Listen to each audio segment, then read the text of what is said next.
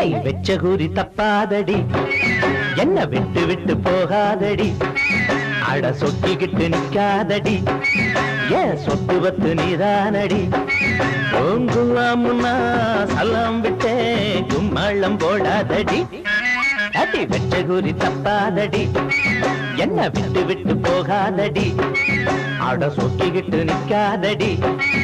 ஏன் சொத்து பத்து நீதானடி